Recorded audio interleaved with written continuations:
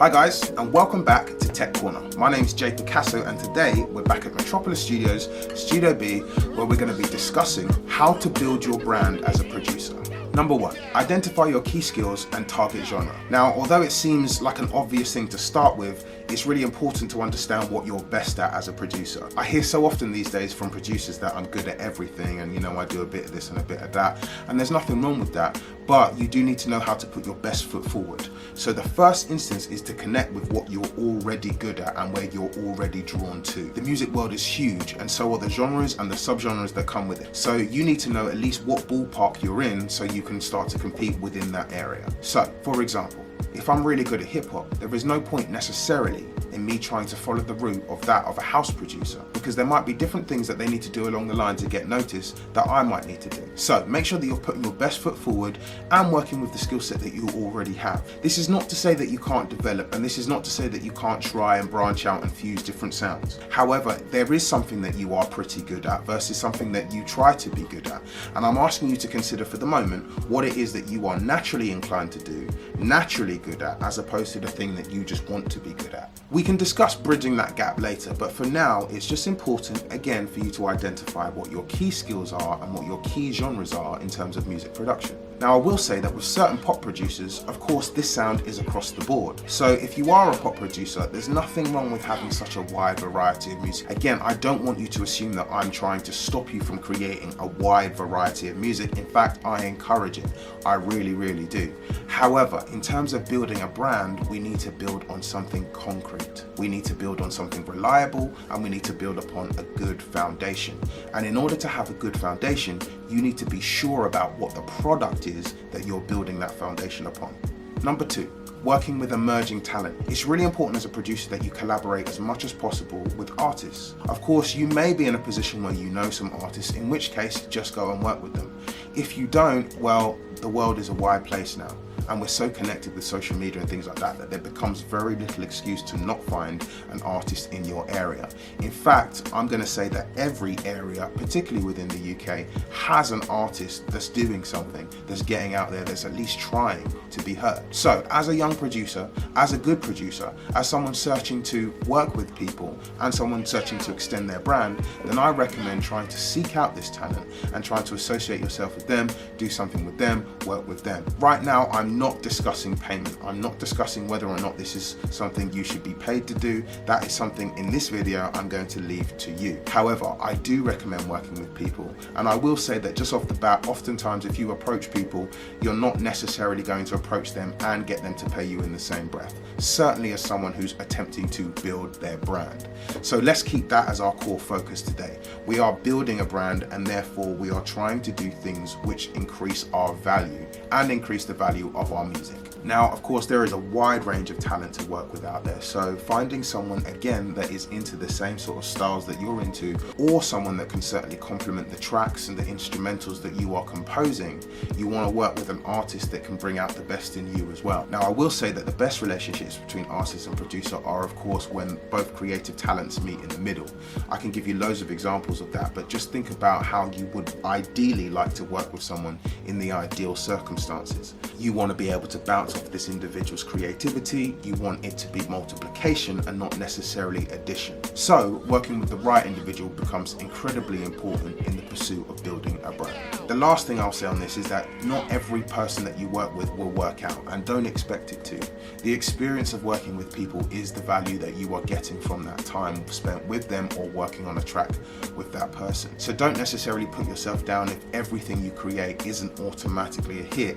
Part of the process is learning to work with people as well. So consider every session that you do with someone else a step in the right direction. Number 3, enter competitions. There are lots and lots of competitions happening all around us at all times. It's up to you to tap into this competition market. It's a real place for artists to be found and musicians to be discovered. And of course, the rule is to win it, you have to be in it. So wherever possible, start to enter these competitions that suit your style and your genre. Now, you may have to dig deep and you may not want to enter every single competition, and you may need to weigh up what that competition can bring you. For example, are they offering you a cash prize, or are they offering you some some kind of share, perhaps some kind of future work. Either way, you just need to weigh up what it's worth and the time spent committed to doing that project, because of course it still is a competition. And in many regards, whilst I'd like to tell you that it's always about the talented, always get through, sometimes it's a numbers game, and unfortunately sometimes it's just a lottery. So you do need to be in it to win it. However, I would start to think about the time spent on entering these competitions, but align some of that and allow some of that every month, so you can keep momentum. One of the easiest ways to get involved is obviously to hashtag search competition or challenge. And of course, if you were a producer, one of the things I'd be looking at in particular is hashtag remix challenge.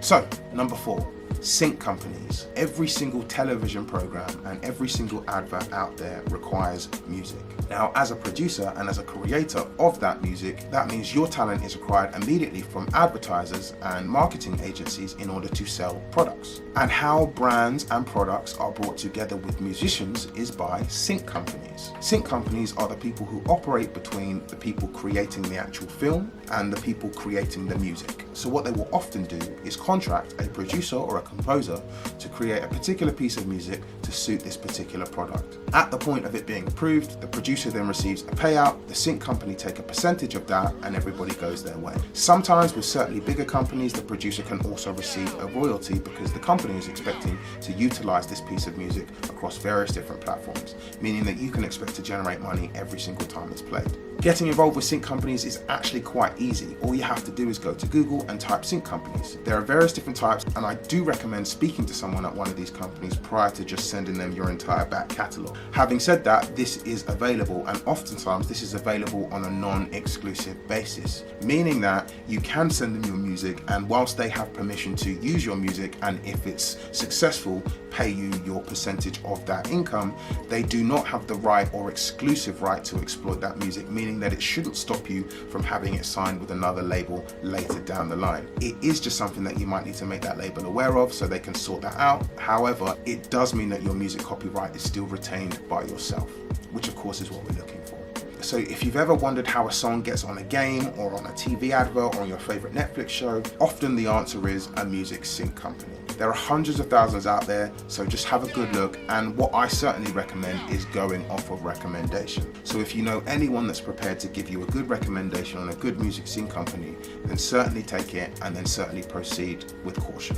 And lastly, number 5, social media. I know it's obvious, but it must be said. Music producers are influencers these days. Just like anybody else, we have something to say, and we have a really, really cool culture that has formed around us. So being a music producer nowadays also can indicate that you are, in many forms, an influencer. However, to become that is not necessarily an easy thing, but it does mean that you will have to align certain things. Social media is the beginning of your brand building tools. They're free to access. They have millions of people's worth of traffic every single day, so you can already be noticed. And of course, your profile is easy to find and discover by anyone in the world at any given time. So of course, you can see the value of the principle of using social media. What I won't necessarily say is that it happens overnight, and there's certainly nothing that you can do immediately to just make yourself and your brand super successful.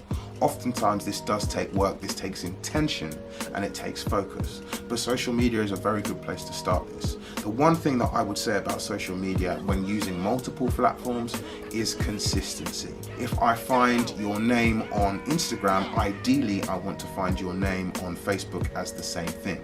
It just means when I type your name in, I'm going to start to find all of your social media links with relative ease. Now, of course, this isn't always possible in today's climate because, of course, hundreds of thousands of people have already reserved random names prior to even needing them as social media handles, meaning that you can't have your Instagram as your name, but you can have your Facebook because somebody already took it on Instagram. So whenever that's happened, of course, just try to make it align as much as possible. It might be adding a dot, a full stop, it might be adding an official, it might be adding something like music or something to the end of it, but of course, something that still gives the idea it's you just haven't necessarily been able to keep that same handle. So there is huge value in your social media. It also, as you should know, works as your CV. As creatives, having a CV in today's climate becomes more and more difficult if you haven't had an elusive track record of working with large companies. So what helps to serve you and what helps to serve people to invest in you and to certainly work with you is your social media. You can have content up that suits you in the now, content that shows you at your best and what you do. And so if accidentally or intentionally people come across to your page searching for work, searching for someone to find or just to follow with cool content, then of course seeing everything that you have to offer right there is incredibly valuable. So that's it for today, guys. Hopefully that's been cool. My name's Picasso, and I'll see you guys next week on Tech Corner.